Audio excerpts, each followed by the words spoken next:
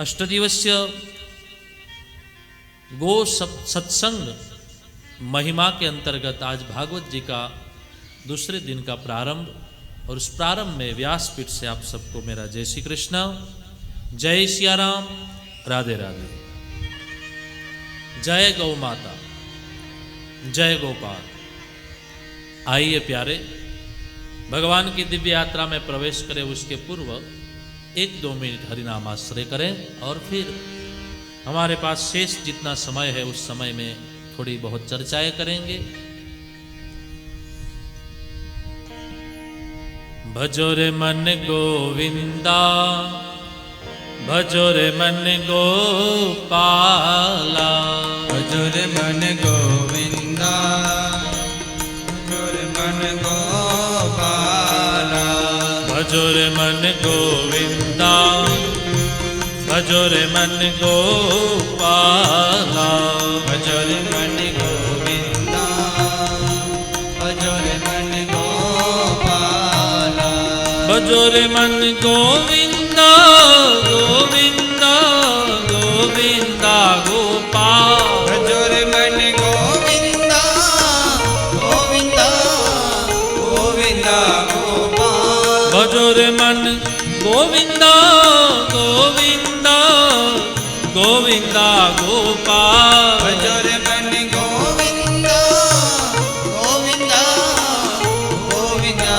गोपाल, भजो रे मन गोविंदा, भजो रे मन गोपाला, भजो रे मन गोविंदा, भजो रे मन गोपाला, भजो रे मन गोविंदा, भजो रे मन गोपाला, भजो रे मन गोविंदा, भजो रे मन गोपाला,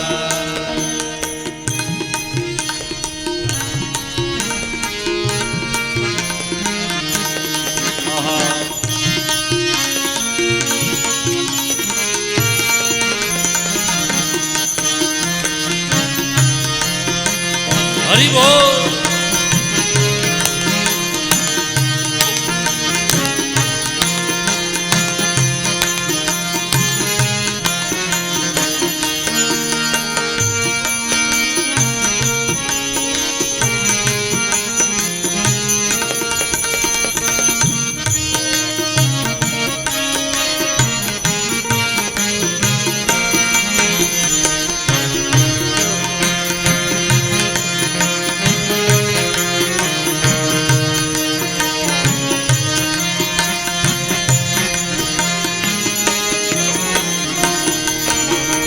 गोविंदा गोविंदा गोविंदा गोपाल, भजो रे मन गोविंदा, गोविंदा गोविंदा गोपाल, भजो रे मन गोविंदा, गोविंदा गोविंदा गोपाल, भजो रे मन गोविंदा, गोविंदा गोविंदा गोपाल, भजो रे मन गोविंदा, भजो रे मन गोपाला, गोविंदा, भजो रे मन गोपाल, आइए। भजो रे मन गोविंदा, भजो रे मन गोपाला, भजो रे मन गोविंदा, भजो रे मन गोपाल, श्री राधे।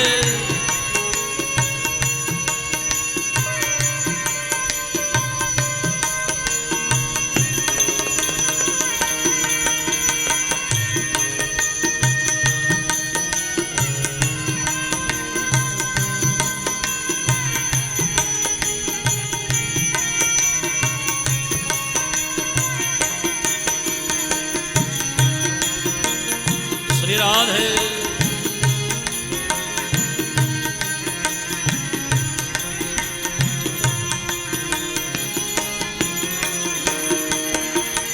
गोविंदा गोविंदा गोविंदा गोपाल, मन गोविंदा, गोविंदा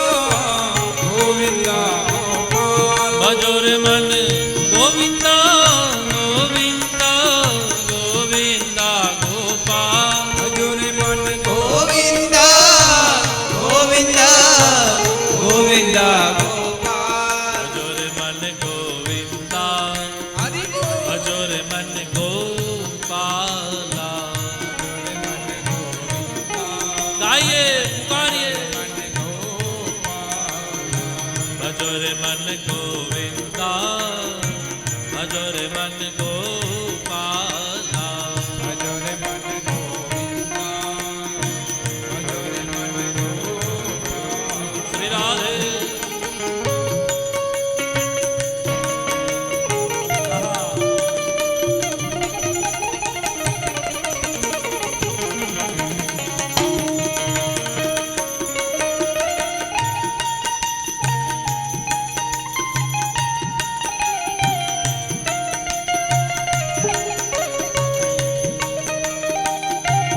हरि बोल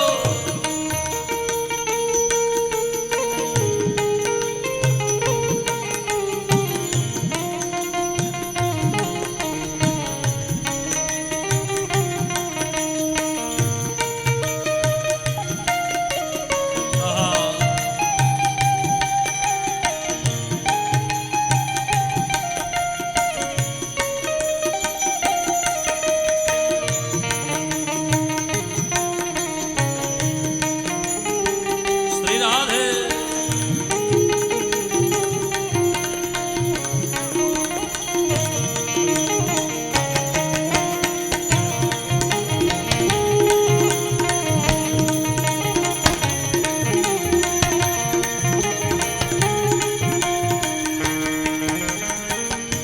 भजो रे मन गोविंदा भजो रे मन गोपाला भजो रे मन गोविंदा भजो रे मन गोविंदा भजो रे मन गोपाला भजो रे मन गोविंदा भजो रे मन गोपाल भजो रे मन गोविंदा गोविंदा गोविंदा गोपाल भजो रे मन गोविंद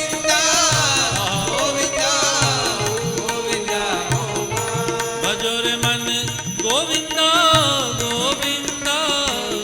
गोविंद गोपाल भजो रे मन गोविंदा गोविंदा गोविंदा गोपाल भजो रे मन गोविंद गोविंद गोविंद गोपाल भजो रे मन गोविंदा भजो रे मन गोपाला भजो रे मन गोविंदा भजो रे मन गोपाल भजो रे मन गोविंदा भजो रे मन गोपाला भजो रे मन गोविंदा भजो रे मन गोपाल राधे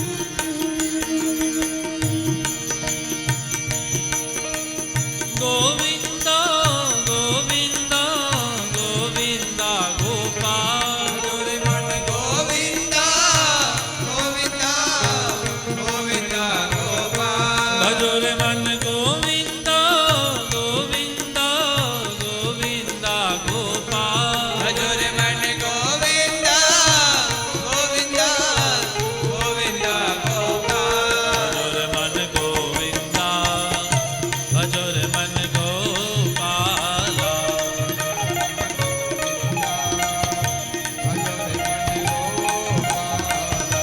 भजो रे मन गोविंदा भजो रे मन गोपाला भजो रे मन गोपाल भजो रे मन गोविंदा भजो रे मन गोपाला भजो रे मन गोविंद भजो रे मन गोपाल भजो रे मन गोविंदा भजो रे मन गोपाला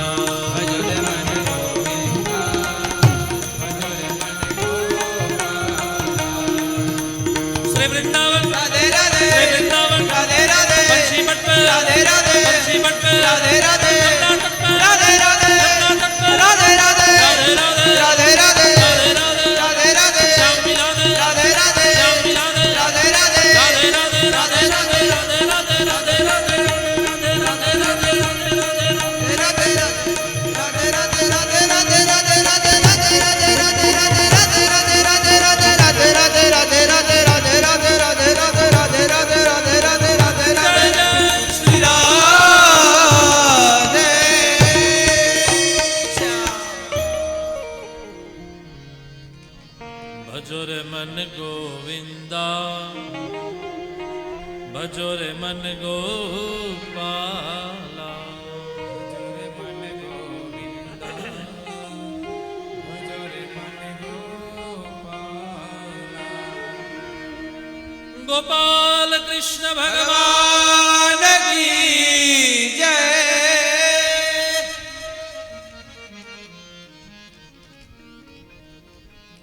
आइए प्यारे, कल की कथा को याद करते हुए आज की कथा में प्रवेश करें। हरि अनंत हरि कथा अनंता कहहि सुनहि बहु विधि सब संता। भगवान की कथा अनंत है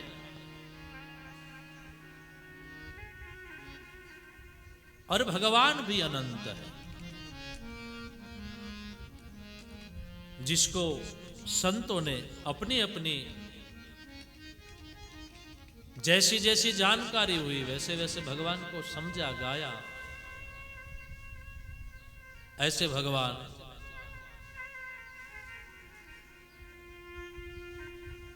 वांग्मय स्वरूप भागवत जी के चिंतन के ऊपर हम लोग सोच रहे हैं। यहां स्वयं भगवान के ही आराध्या उपास्या पूज्या गौ माता निवास कर रही है, जिनमें स्वयं भगवान ही विराजित है, या तो गौ माता ही भगवान है, दोनों एक ही है, जैसे समझे। गत दिवस की कथा में हम लोगों ने चर्चा करी थी, भागवत जी के महात्म्य की चर्चा सुनी थी। भागवत क्या है? तो कहते हैं भगवता उदितम स भागवतम। जो भगवान से उदित हुआ है या तो स्वयं भगवान ही है, ऐसा भागवत।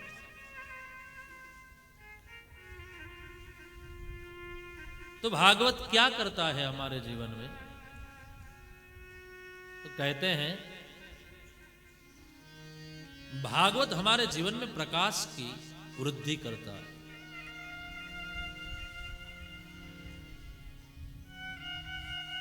भा दीप्तो प्रकाशः, भा भास्करः। भा माने भास्कर, भा माने उजास। तो यहां शब्द भागवत 4 अक्षर हैं, एक शब्द है। पहला अक्षर है भ, भ माने प्रकाश। जिस कथा को सुनने से, जिसके आचरण से, जिसके विचार से हमारे जीवन में प्रकाश की वृद्धि हो, ऐसा भ। और जब व्यक्ति के जीवन में प्रकाश आ जाता है तब क्या होता है? बोल, तब ज्ञान की वृद्धि होती है। तो दूसरा अक्षर है ग, ग से ज्ञान प्रकट होता है।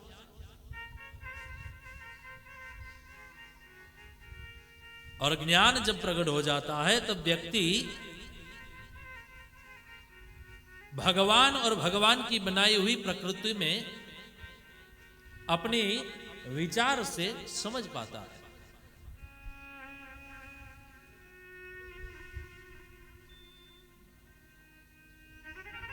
सत्य क्या है, मिथ्या क्या है, ये सब समझने की जो ज्ञान वृत्ति है वो जगती है। तीसरा अक्षर है वो माने वृत्ति। हमारी वृत्ति स्थिर होती है। हमारी वृत्ति जो इधर उधर भटक रही है वो स्थिर हो जाती है।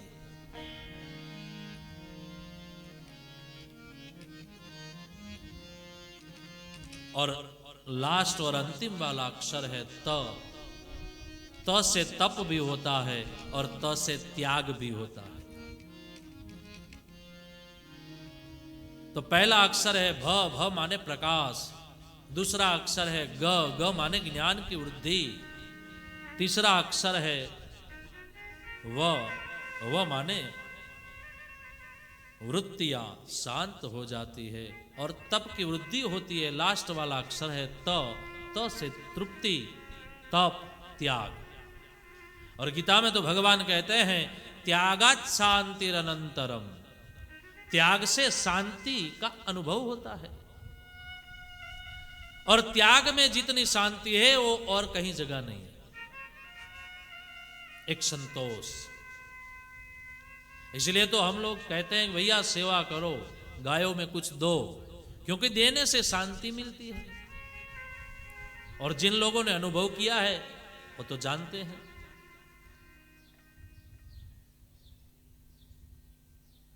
गाय हमारी उपास्या है, आराध्या है, इसलिए त्यागो। त्यागने से शांति मिलती है, ऐसा भगवान गीता में कहते हैं। तो त्यागना ही हमारे जीवन का अंत वाला भाव रहता है। प्रकाश आता है तब ज्ञान का प्रस्फुरित होना होता है। ज्ञान जब बढ़ जाता है तो वृत्तियां शांत हो जाती है, और वृत्तियां जब शांत होती है तब व्यक्ति में त्याग और तप की बलिष्ठ कर्म गति प्राप्त होती है। और जब त्याग और तप करने वाला व्यक्ति बनता है तब उसकी भगवान की ओर प्रीति और भक्ति, गौ माता की सेवा की ओर प्रीति और भक्ति बढ़ती है। तो ऐसे भगवान भागवत जी को हम गा रहे हैं। यत् फलम नास्ति तपसा न योगेन समाधिना अनायासेन तत्सर्वं सप्ताह श्रवणे स्थिते। 7 दिन तक जो कथा को सुनता है उनके जीवन में तप की वृद्धि होती है। और जो तप से, ज्ञान से, त्याग से नहीं मिलता है वो सप्ताह श्रवणे लभेत। 7 दिन भगवान की कथा को सुनता है, गाता है और जीवन में उतारता है, उसके जीवन में भगवान की कृपा बढ़ती है, गुरु की महिमा बढ़ती है, गाय के प्रति उसकी प्रीति बढ़ती है। तो ऐसी देवर्षि नारद जी ने कथा का आरंभ करवाया है गंगा के तट के ऊपर। उसके चारों वक्ता हैं सनक, सनंदन, सनातन और सनत कुमार, और चारों भैया इस कथा को गाते हैं। देवर्षि नारद उसके यजमान बने हैं, और प्रधान श्रोता में भक्ति देवी स्वयं यमुना के तट से उठ खड़ी होकर के आती है हरिद्वार के तट पर, गंगा के तट पे। अकेली नहीं आ रही है, उसके पूरे काफले परिवार के साथ आती है भक्ति देवी।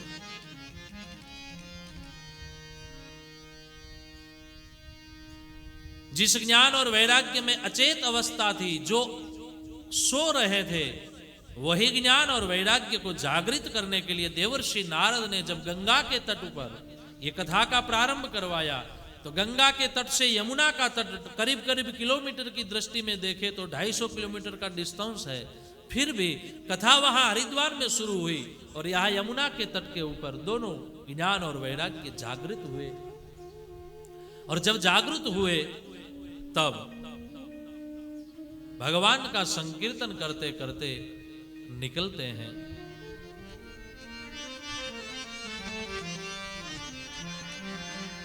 एवं नगाः श्रवणोरुधर्मे प्रकाश्यमाने ऋषिभिः सभायाम्।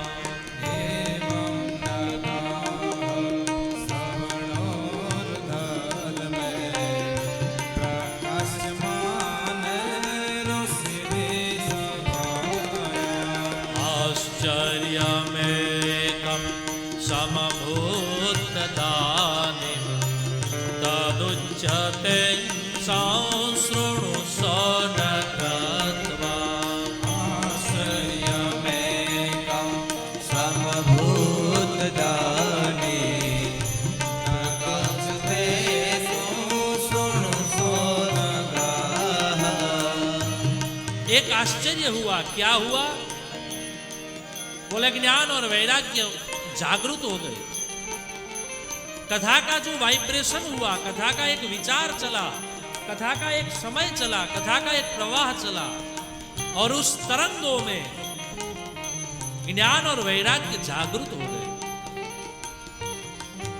जो वेद के मंत्र काम नहीं कर पाए वो भागवत जी के श्लोक को सुनते ही उसका वाइब्रेशन हुआ और दोनों जागृत हो गए। भक्ति सुतो तो तरुणो गृहीत्वा प्रेम करूपा सहसा विरासी। भक्ति सुतो तरुणो गृहीत्वा प्रेम करूपा सहसा विरासी। श्री कृष्ण गोविंद हरे मुरारी हे नाथ नारायण वासुदेव। कृष्ण गोविंद हरे मुरारे नामानि मोहवदन्ति। भक्ति सुतौ तौ तरुणों गृहीत्वा, भक्ति के दोनों बेटे तरुण हो गए और भक्ति देवी जो युवान थी वो थोड़ी वृद्ध हो गई। तो सही बंद बैठ गया। माँ युवान थी वो वृद्ध हो गई और बेटे वृद्ध थे सो तरुण हो गए। तो अब माँ और बेटे के डिस्टेंस सही बन गया। फिर भगवान का नाम लेते लेते प्रेमेक रूपा, प्रेमेक बन करके भगवान की ओर, भगवान की कथा की ओर यमुना के तट से चले हैं गंगा की ओर। मुख में भगवान का नाम है। क्या गाते हैं? श्री कृष्ण गोविंद हरे मुरारी नाथेति नामानि मोहवदन्ति। कृष्ण गोविंद हरे मुरारे नाथेति नामानि मोहवदन्ति। तां जगातां भगवतार्थभूषां सुचारुवेषां ददृशुः सदस्याः। कथं प्रविष्टा कथमागतेयं मध्ये मुनीनामिति तर्कयन्तः। श्री कृष्ण गोविंद हरे मुरारे हे नाथ नारायण वासुदेव। नाथ नारायण वासुदेव। नाथ नारायण वासुदेव। भक्ति देवी जैसे ही गंगा के तट पर आई और ऋषियों ने देखा कि भक्ति महारानी पधारी है उनके बेटों के साथ, पूरे काफले के साथ। और जैसे ही आई सब संतों ने स्वागत किया। जैसे ही स्वागत किया और स्वागत करते ही आओ आओ देवी आपका स्वागत है। कथम प्रविष्टा, अब मैं कहाँ रहूं? अरे मदेवी आप सब भक्तों के हृदय में बैठ जाओ ताकि सबके मन में भगवान की वृत्ति जगे, भगवान का प्रेम जगे, सदगुरु के प्रति प्रेम जागे, सेवा का भाव जागे। इसलिए हे देवी मध्य मुनीना, ये सब मुनियों के मध्य में आप विराजित हो जाओ।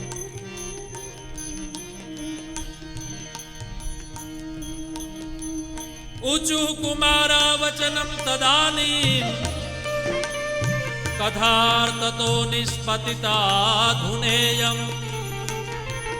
एवं गिरः सा ससुता निशम्य सनत्कुमारं निजगादनम्रा। श्री कृष्ण गोविंद हरे मुरारे हे नाथ नारायण वासुदेव। हे नाथ नारायण वासुदेव।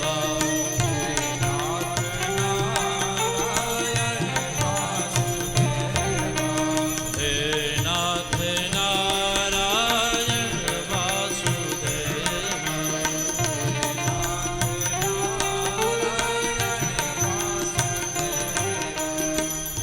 जैसे ही भक्ति महारानी आई ज्ञान और वैराग्य को लेकर के, और आते ही ऋषियों ने जैसे स्वागत किया और स्वागत हुआ, भक्ति देवी सबके मध्य में बैठ गई। फिर भक्ति देवी ने अपने मुख से कहा, हे ऋषियों सुनो। कहती है, भक्ते सुगोविंद स्वरूप कर्त्री प्रेमेक धर्त्री भवरोग हंत्री सात्वं च तिष्ठस्व सुधैर्य संश्रया निरंतरं वैष्णव मानसानि। हे ऋषियों, भक्तेषु गोविंद स्वरूप कर्त्री, मैं जहां बैठती हूं, मैं जिनके हृदय में बैठती हूं, उनका हृदय गोविंद के प्रेम से परिपूर्ण कर देती हूं। दूसरी बात, स्वरूप कर्त्री, मैं जिनके हृदय में बैठती हूं, उनका स्वरूप भगवान की जैसा बना देती हूं। और जब भगवान के जैसा स्वरूप बन जाता है तो फिर उनके हृदय में प्रेमेक धर्त्री, प्रेम प्रकट हो जाता है। और जब प्रेम प्रकट होता है तब क्या होता है? बोले भवरोग हंत्री, भव भव के रोगों को हर लेती है।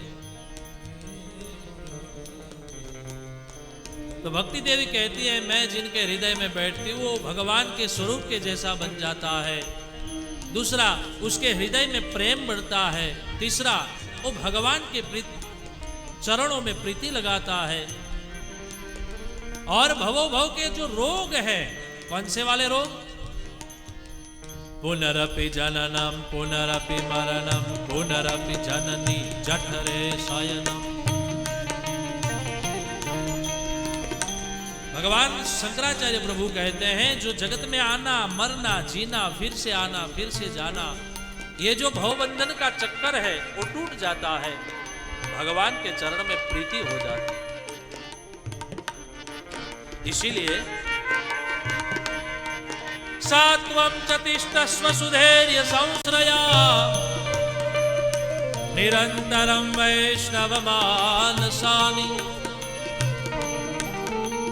निरंतरं वैष्णव मानसानि, निरंतरं वैष्णव मानसानि। श्री कृष्ण गोविंद हरे मुरारे, हे नाथ नारायण वासुदेव। हे नाथ नारायण वासुदेव।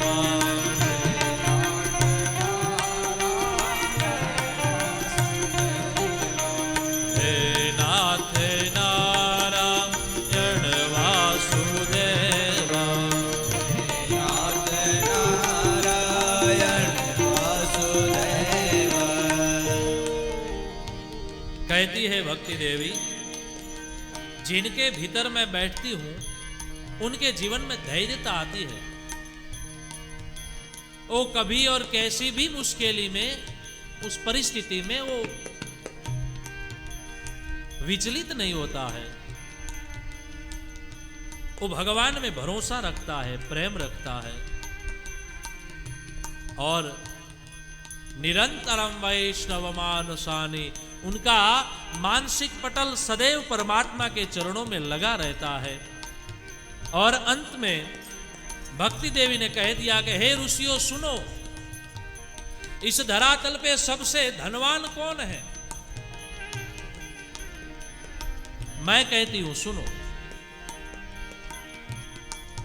भक्ति देवी ने कहा, सकल भुवन मध्य निर्धनास्ते पिधन्या निवसति येषां श्रीहरेर्भक्तिरेका। हरिरपि निजलोकं सर्वधातो विहाय प्रविशति तेषां भक्तिसूत्रोपनद्धा। कृष्ण गोविंद हरे मुरारे, हे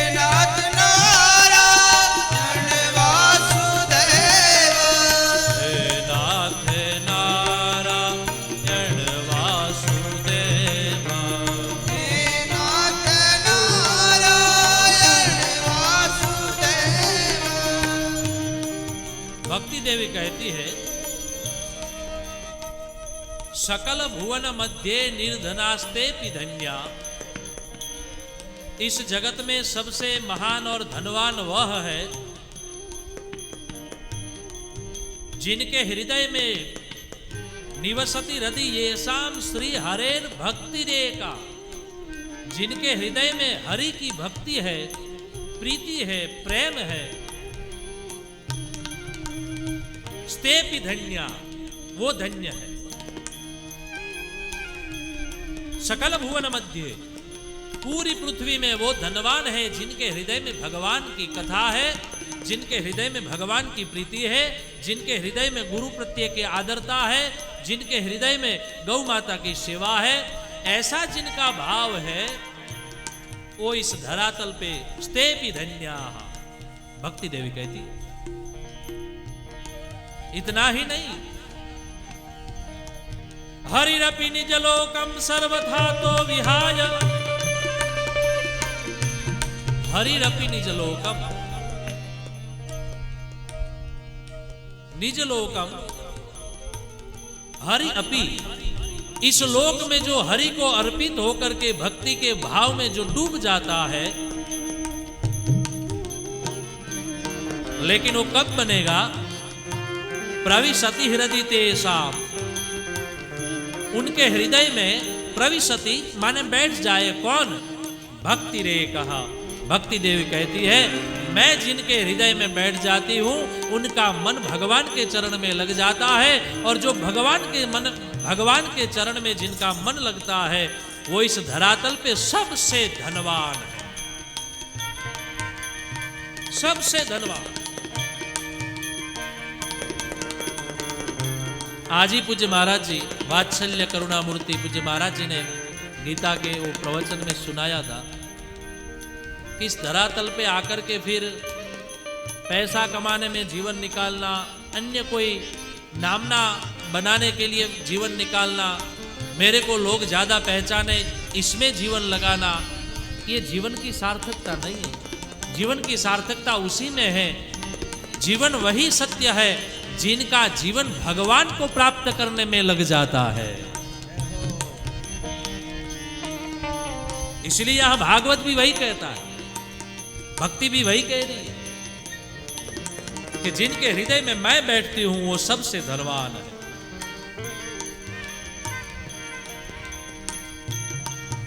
इसलिए हम कितने पैसा वाले हैं वो बहुत बड़ी बात नहीं है, लेकिन हम कितने भगवान की ओर प्रीति रखने वाले हैं ये बहुत बड़ी बात है। तो इस प्रकार से यह अद्भुत भक्ति देवी का भाव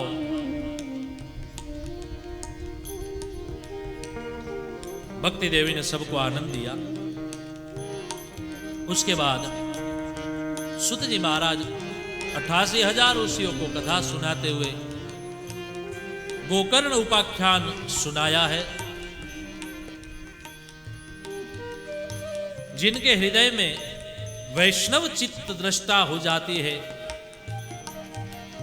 वो भगवान का भक्त वत्सल बन जाता है और भगवान उनके भक्त वत्सल बन जाते हैं। भक्ति की ओर जिनका प्रेम बढ़ता है, आविवेश स्वभक्ता नाम, भगवान कहते हैं मैं अपने भक्त का बन जाता हूं। एक बार भक्त मेरा बन जाए फिर मैं उनका बन करके रहता हूं।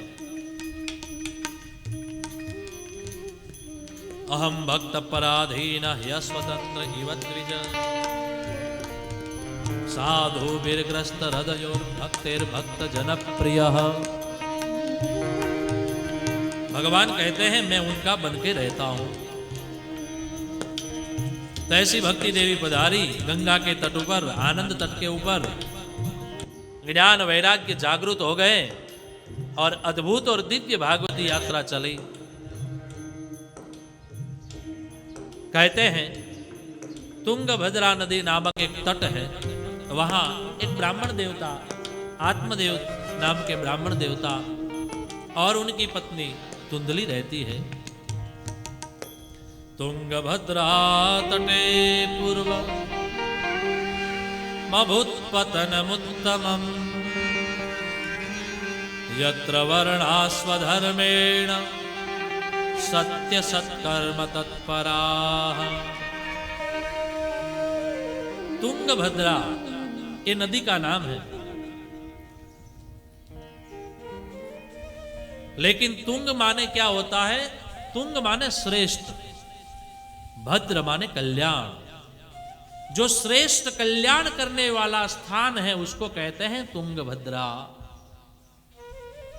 तुंग माने श्रेष्ठ, भद्र माने कल्याण। वेद में कहते हैं आनो भद्राः क्रतवो यन्तु विश्वतो भद्रं कर्णेभिः शृणुयाम देवा भद्रं पश्येमाक्षभिर्यजत्राः। भद्र माने कल्याण। ये वेद के मंत्र कहते हैं हमारी दृष्टि भद्र देखे, हमारे कान भद्र सुने। भद्र माने कल्याण, कल्याण हो ऐसी हमारी दृष्टि देखे और कल्याण हो ऐसा हमारे कान सुने और हमारा कल्याण हो ऐसा हमारा जीवन हो। तो तुंगभद्रा तटे पूर्व, तुंगभद्रा नदी नामक एक तट के ऊपर आत्मदेव नामक एक ब्राह्मण देवता रहते हैं और उनकी पत्नी का नाम है तुंदुली। ये तुंदली माने बुद्धि, आत्मदेव माने आत्मा, तुंगभद्रा माने ये शरीर। ये भी नदी के जैसे बहता ही रहता है, आज पथबेड़ा में, कल कहीं, परसों कहीं, तरसों कहीं। तो कल्याणकारी देह रूप तुंगभद्रा में आत्मा रहते हैं और धुंधली माने बुद्धि रहती है। तो आत्मदेव और ये धुंधली दोनों इस शरीर में रहते हैं। संपत्ति बहुत है लेकिन संतति नहीं है, चिंता है। इतना पैसा है, इतनी जायदाद है, लेकिन हमारे पास संतति है, संतति नहीं है, पैसा है, क्या करेंगे? एक दिन आत्मदेव निकलते हैं घर से, गुरु के आश्रम में आते हैं और गुरु जी को कहते हैं गुरु जी मुझको पुत्र चाहिए। बोले बेटा तुम्हारे भाग्य में पुत्र नहीं है, ये व्यर्थ बातें छोड़ो। मुंच ज्ञानम प्रजारूपम, मेरे यहां पुत्र हो और मेरा कल्याण हो, ये अज्ञान को छोड़ो। आप ही अपना श्रेष्ठ कल्याण कर सकते हो। बस भगवान का भजन करो, सेवा का कार्य करो, सदगुरु के वचनों में निष्ठा रखो, बस इसी से हमारा जीवन का कल्याण हो जाता है। लेकिन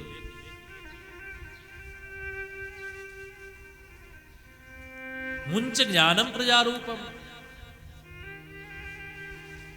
इस अज्ञान को छोड़ो और भगवान के भजन में लग जाओ। बोले नहीं गुरुजी मुझको कैसे भी पुत्र दो, पुत्र की कामना है मेरी। और जब ये बात कही तब कहा बलिष्ठा कर्मणो गति ही, कर्म की गति बहुत बलिष्ठ है, इसलिए हे बेटा ये बात छोड़ो। लेकिन फिर भी आत्मदेव ने जब कहा कि नहीं मुझको पुत्र चाहिए ही चाहिए, तब गुरु जी ने एक फल दिया, लो ये आपकी पत्नी को खिलाना, आपके यहां बेटा होगा।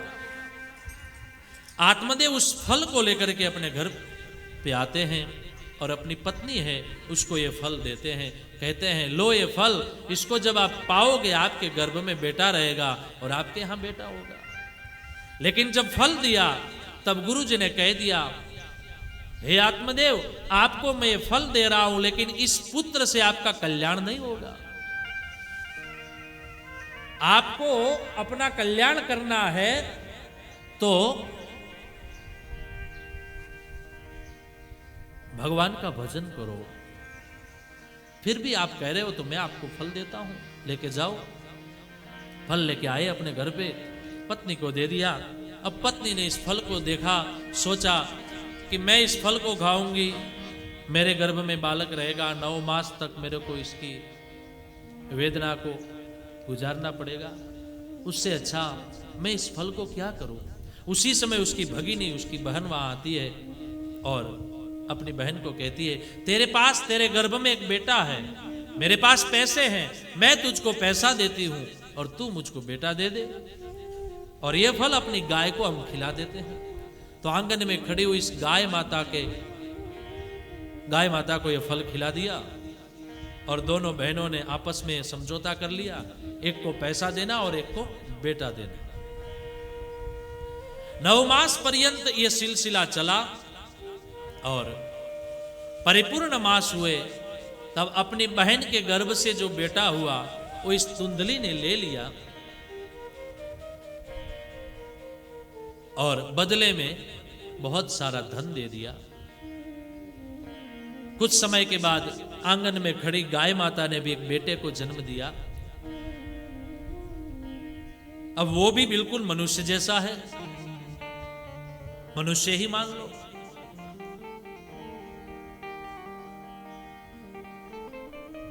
तो एक नहीं, 2 बेटे हो गए घर में। आत्मदेव को पता चला, आत्मदेव जी आए और आकर के दोनों बेटों का नामकरण किया है। एक तुंदली का बेटा है इसलिए धुंधुकारी नाम रखा, दूसरा बेटा गाय से प्रकट हुआ है इसलिए उसका नाम रखा गोकर्ण। गो माने गाय, कर्ण माने कान, जिनके कान गाय जैसे हैं।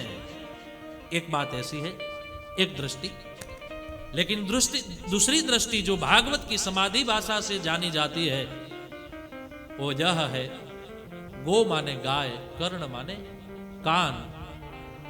गो नाम वेद भी होता है और गो से इंद्रिया भी होती है। तो गो माने वेद, और वेद से प्रतिपादित जो धर्म है उस धर्म को जो अपने जीवन में चलाने वाला है उसको भी कहते हैं गोकर्ण। कर्ण माने कान। हमारे यहां जीवन में दो रास्ते ऐसे हैं कि जिस रास्ते से हमारे जीवन में गलत प्रवृत्तियां आती है, एक तो आंख और दूसरे कान। गलत सुनने से हमारे जीवन में विकार आते हैं और गलत देखने से विकार आते हैं। ये दोनों रास्ते ऐसे हैं कि इस रास्ता हमको बिगाड़ता है। तो गोकर्ण नाम रखा है जिनके जीवन में वेद प्रतिपादित विचार हैं। दोनों भाई को गुरु के आश्रम में पढ़ने के लिए भेजा, लेकिन गोकर्ण जी तो पढ़े, धुंधुकारी पढ़ा नहीं। गोकर्ण पंडितो ज्ञानी धुंधुकारी महाखल, धुंधुकारी महाखल। गोकर्ण पंडित बने, ज्ञानी बने, धुंधुकारी महान खल बना। धुंधुकारी के जीवन में कोई ज्ञान नहीं आया और इतना अयोग्य कर्म करने लग गया। सव हस्तेन भोजनम, जिनके हाथों से भोजन ना किया जाए ऐसे हाथों से भी वो भोजन करता है। न खाना वो खाता है, न पीना वो पीता है, न करना सो करता है। एक दिन अपने पिताजी के पास पैसे मांगे, पिताजी पैसे दो। बेटा तू इतना पैसा कहां घुमा रहा है? बोले कुछ भी हो पिताजी, आप मुझको पैसे दो। तो पिताजी ने कहा पैसे ऐसे थोड़ी मिलते हैं। एकदा पितरो ताड्य पात्राणि स्वयमाहरन्। जैसे पिताजी ने पैसे देने की मना करी और उसी समय अपने पिताजी को वो मारने लग गया, गालियां देने लग गया। और जैसे ही गालियां देना शुरू कर दिया, मारना शुरू कर दिया, तो अच्छा नहीं लगा गोकर्ण जी को। गोकर्ण जी ने पिताजी को कहा, पिताजी इस बेटे के हाथ से आप ऐसे ही मार खाते रहोगे? उससे अच्छा समय हो गया है, घर को छोड़ करके भगवान का भजन करो। क्यों? असारह खलु संसारो दुख रूपी विमोहकः सुतः कस्य धनं कस्य स्नेहवान ज्वलते निशम। हे पिताजी, ये असार रूपी संसार में कौन किसका है? न बेटा बाप का है, न बाप बेटे का है। न बेटा बाप का होगा, न बाप बेटे का होगा, न मंदिर की मीना होगी, न मस्जिद का पता होगा। यहां कौन किसका है?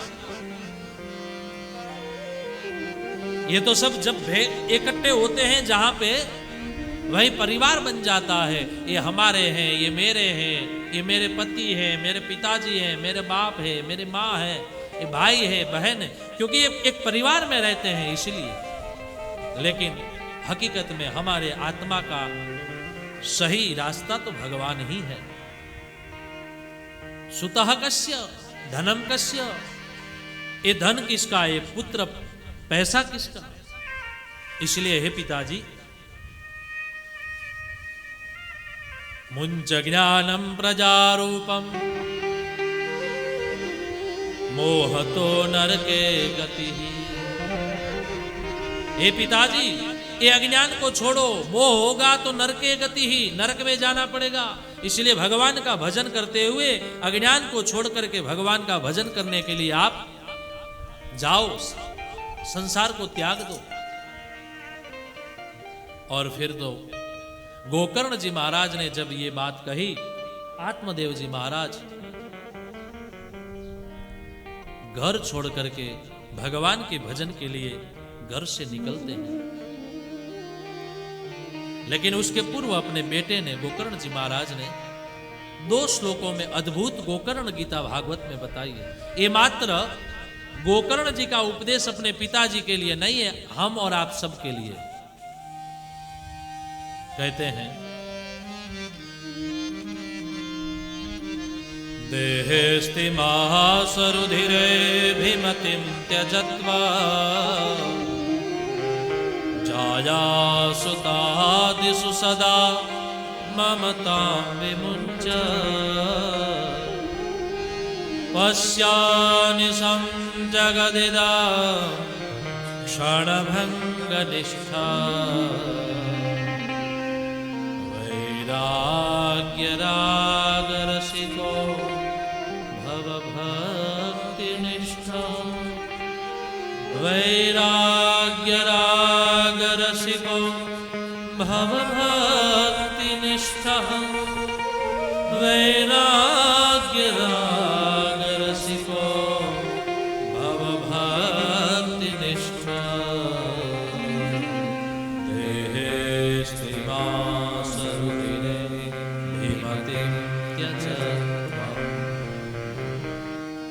हे पिताजी, देहेस्ति, देह ये शरीर, अस्थि माने हाड़के, हाड़, चाम, मांस, मज्जा, लहू आदि से शरीर बना हुआ है।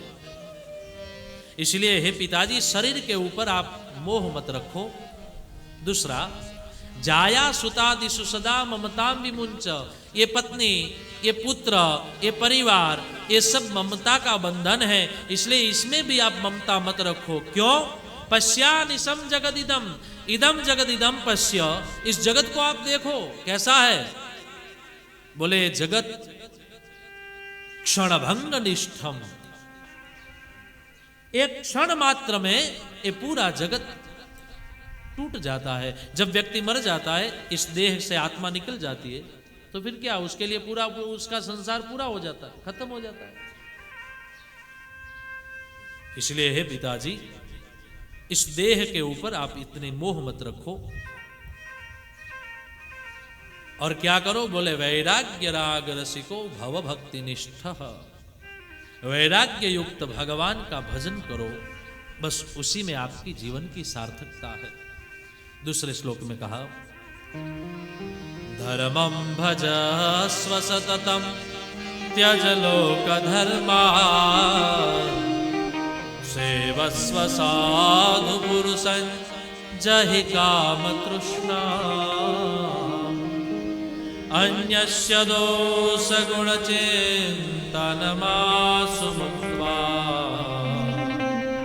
सेवा कथारसमो नितरां पिबत्वा सेवा कथा रसमहो नितरां पिबत्वा सेवा कथा रसमहो नितरां पिबत्वा धर्मं भजस्व सततं त्यज लोकधर्मम्। हे पिताजी, धर्म का प्रतिपादन करो, धर्म को भजो। धर्म को भजना माने क्या?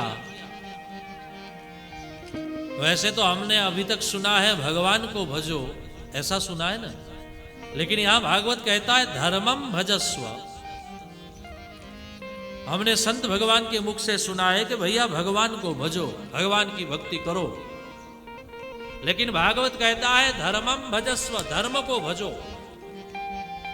धर्म का भजना क्या है? तो भागवत की ये दृष्टि है, धर्मम भजस्व का अर्थ है कि आपका जो फर्ज अदा करने वाला जो कर्तव्य है उसको निष्ठापूर्वक अदा करो। जैसे हम लोग अभी गृहस्थ हैं तो गृहस्थाश्रमियों का नियम है कि अपने परिवार को निभाए, बच्चे को बड़े करें, उनको पढ़ाएं, फिर उनके साथ अच्छे धंधा व्यापार रोजगार में लगाए, उसके बाद उनकी शादी आदि कुछ करें। तो ये सब हमारा व्यवहारिक कर्म बिल्कुल निष्ठापूर्वक हो, लेकिन उसके साथ साथ भगवान का भजन और सेवा का कार्य भी बना रहे। कई बार भजने वाला, भगवान को भजने वाला इतना भजन में डूब जाता है, लेकिन सेवा की बात आती है तो नहीं करते, बोले हमसे वो नहीं होगा।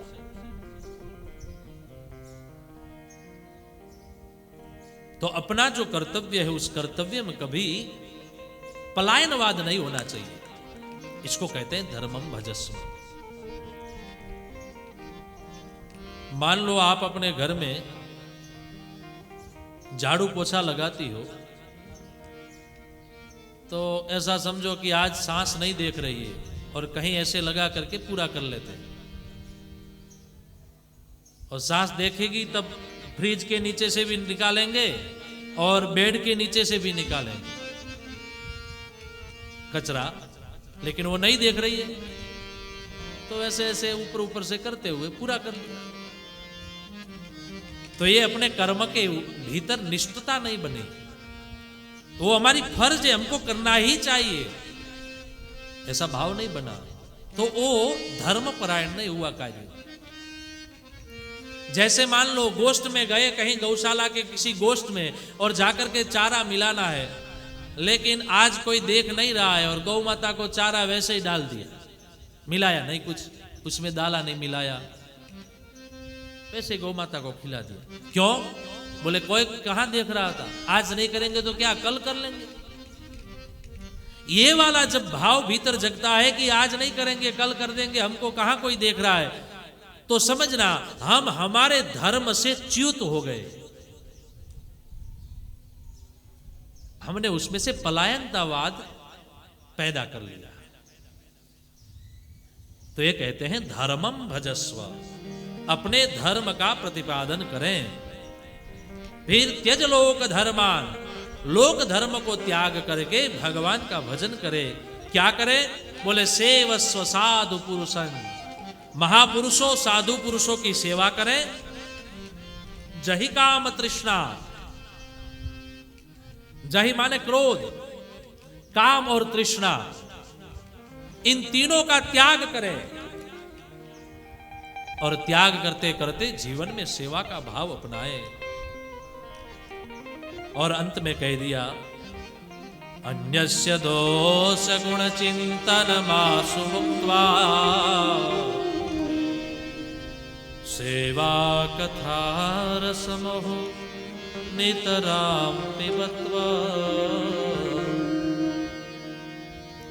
अन्य का दोष गुण का चिंतन न करें। कोई व्यक्ति जैसे मान लो गंगा के तट पे गए हैं भजन करने के लिए, सावन का महीना चल रहा है, लेकिन वहां गए तो कौन क्या कर रहा है, कौन किस कुटिया में रह रहा है, किस प्रकार से रहता है, कितना भजन करता है, कितनी बार गंगा में स्नान करता है, ये सब देखने जाएंगे तो अपना काम छूट जाएगा। जिस उद्देश्य से हम लोग वहां से यहां आए हैं वो उद्देश्य छूट जाएगा। इसलिए वो जो कर रहा है करने दो, हम क्या कर रहे हैं ये देखो, क्योंकि हमारी एक एक क्षण बिना भगवान के नाम से न जाए। तो अन्यस्य दोष गुण चिंतन मासु मुक्त्वा, दूसरे के गुण और दोषों में न देखें, अपने ही गुण दोषों में विचार करें। और अंत में बड़ी बात करी भागवत जी ने, सेवा कधार समहो नितराम पिबत्वम, सेवा कथा रसमहो नितराम पिबत्वम, सेवा कथा रसमहो नितराम पिबत्वम, सेवा कथा रसमहो नितराम। सेवा, पहले जीवन में सेवा होनी चाहिए। कहीं भी जाओ, किसी भी स्थान पे जाओ, लेकिन भीतर में सेवा का भाव हो। सेवा करो, फिर क्या करो, बोले कथा, फिर कथा को सुनो, गाओ, फिर रस महो। ये एक सेवा और कथा का जो रस है उसको बहुत पीते रहो। नितराम पिबत्वम, निरंतर पीते रहो, क्योंकि इसी में भगवत आश्रयता है, इसी में भगवान का प्रेम है। तो गोकर्ण जी महाराज जी ने अपने पिताजी को इस ज्ञानोपदेश का चर्चा करी। फिर तो गोकर्ण जी महाराज जी के पिताजी आत्मदेव घर छोड़ करके निकल गए और भगवान का एक जंगल में आकर के बहुत बड़े पिपल के वृक्ष के नीचे बैठे हुए दशम स्कंद का पाठ करते करते करते, दशमस्य पाठात, दशम स्कंद का पाठ करते करते भगवान के चरणों में पधार गए। इधर गोकर्ण जी महाराज घर को छोड़ करके पैदल यात्रा करने के लिए निकल पड़े हैं और घर में तुंदुकारी और धुंधली दोनों रहते हैं। और दोनों को जब देखा, तुंदुकारी ने अपनी माँ के पास पैसे मांगे, माँ ने मना कर दिया, 2-4 लातें लगाई, गालियां दी, क्योंकि ये धुंधुकारी का कार्य कुछ अलग था। पराई स्त्रियों में उसकी निष्ठा थी, मांस मदिरा आदि का भक्षण करता था, इसलिए पैसे की जरूरत तो रहेगी। तो अपनी माँ को कुछ रात को कह दिया। तो माँ ने रात के समय में उठ करके अपने गांव के पादर में एक कुआं था, उस कुएं में जाकर के अपने शरीर का त्याग कर दिया और प्राण का त्याग करते वो मर गई। सुबह में पता चला, तुंदुकारी ने अपनी माँ का अंत्येष्टि कर्म कराया और फिर तुंदुकारी अकेला बचा है। 5 वेश्याएं आती है, उनके साथ में ये रहता है। अब घर में कुछ था नहीं, राजा का खजाने में जाकर के चोरी करी और वहां से चोरी करके धन ले आया और आकर के इस पराई स्त्रियों को देने लग गया। सोचा स्त्रियों ने कि ये जो पराया धन है कल पता चलेगा राजा को, राजा आकर के हमको दंड देंगे, इसलिए राव इसको ही मार डालते हैं। और रात्रि में इस पराई स्त्रियों ने इस तुंदुकारी को पैर से उल्टा लटकाया घर में और मुंह में दगदगते अंगारे डाल दिए और उसके गले में फांसा देकर के उसको मार डाला। तुंदुकारी जब मर गया, बहुत भयानक प्रेत बना वो। इधर अपने भाई गोकर्ण को पता चला कि मेरा भाई मर गया है, तो उसी समय गोकर्ण जी महाराज ने गया जी में जाकर के श्राद्ध कर्म कराया।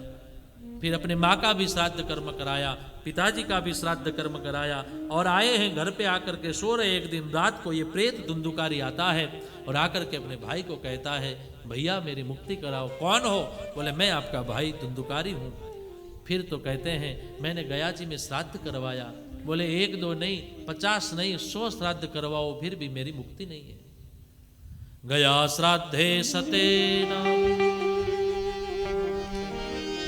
गया श्राद्धे सतेनापि मुक्तिर्मे न भविष्यति उपायमपरं कंचित् त्वं विचारय सांप्रतम्। हे भाई, एक नहीं 100 श्राद्ध कराओगे फिर भी मेरी मुक्ति नहीं होगी, तो बोले आप मेरी मुक्ति का कार्य करो। दूसरे दिन सुबह में उठते हैं गोकर्ण जी महाराज, उठ करके भगवान सूर्य नारायण को प्रार्थना करते हैं। सूर्य नारायण भगवान आकर के आकाश में से आकाशवाणी करते हैं, हे गोकर्ण, आप अपने भाई की मुक्ति चाहते हो तो कुछ और मत करो। श्रीमद्भागवतान् मुक्ति सप्ताहं वाचनं कुरु। 7 दिन तक अपने भाई की मुक्ति के लिए भगवत कथा का गुणानुवाद गाओ। और फिर भगवत कथा को गाई और 7 दिन में अपने भाई की मुक्ति हुई।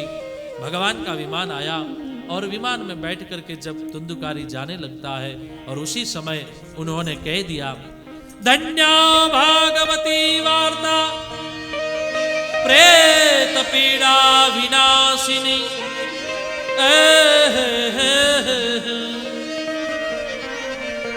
सप्ताहोऽपि तथा धन्य कृष्णलोक फलप्रदः। सप्ताहोऽपि तथा धन्य कृष्णलोक फलप्रदः। कृष्णलोक का मुझको फल मिला है, धन्य है भागवत की कथा, मुझको मुक्ति दी। मेरे पाप रूपी मृगले थे वो सब भग गए। कंपन्ते सर्व पापानि। 7 दिन में मेरे पाप रूपी मृगले भगवान के धाम में पधार गए और मैं भी अब भगवान के धाम में जा रहा हूं। ऐसे भागवत जी को प्रणाम किया और भगवान के विमान में बैठ करके धुंधुकारी महाराज भगवान की धाम की ओर गति कर गए। इस प्रकार से अपने भाई की मुक्ति कराई, पूरे ग्रामवासियों की मुक्ति कराई, सबको आनंद दिया। और गोकर्ण जी महाराज ने अपने भाई के लिए भागवत जी की कथा का ये गान अद्भुत किया। आइए 2:30 बज गए हैं। पूज्य महाराज जी का ऐसा आदेश था कि यहाँ गांव धनासरा से जो पधारे हुए सब गो भक्त हैं उनका विदाई का समय अभी 2:30 बजे का था, ऐसे बताया था। तो आज की कथा को यहाँ विराम देते हैं और 1-2 मिनट हरिनामाश्रय करें और फिर आरती करके आज की कथा का विराम देंगे। कल फिर से कथा का गुणानुवाद होगा। जिनको समय मिले वो ज़्यादातर कथा में आते रहें। और यहाँ जो अभी कल्पवास कर रहे हैं जितने भी भाई बहन, वो सब भी समय जैसे जैसे उचित हो उस प्रकार से समय सर कथा में आए ताकि कथा का बड़ा आनंद लेंगे। लाखों संख्या में यहाँ गौ माता कथा सुन ही रही है और प्रत्येक एक वृक्ष भगवान के रूप में यहाँ कथा सुन रहा है। तो इस भाव के साथ 1-2 मिनट हरिनामाश्रय करें। कल की कथा में वक्ता और श्रोता के गुण धर्म की चर्चा करते हुए प्रथम स्कंद में प्रवेश करेंगे। 1-2 मिनट हरिनामाश्रय। श्री राम जय राम जय जय राम। श्री राम जय राम जय जय राम। श्री राम जय राम जय जय राम।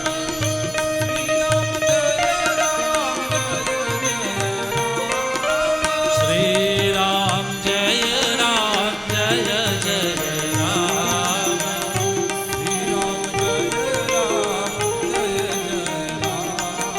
श्री राम जय राम जय जय राम। श्री राम जय राम जय जय राम।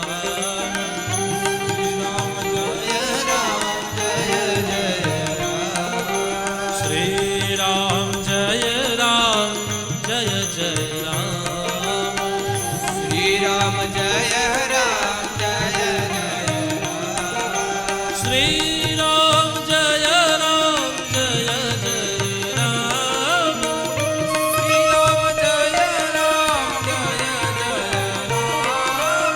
श्री राम जय राम जय जय राम। श्री राम जय राम जय जय राम। श्री राम जय राम जय जय राम। श्री राम जय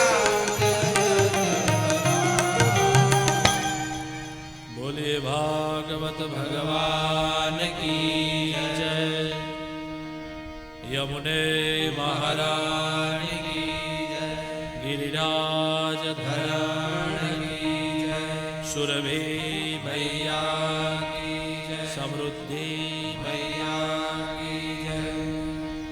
जय जय श्री राधे जय जय श्री राधे, जय जय श्री राधे जय जय श्री राधे, जय जय श्री राधे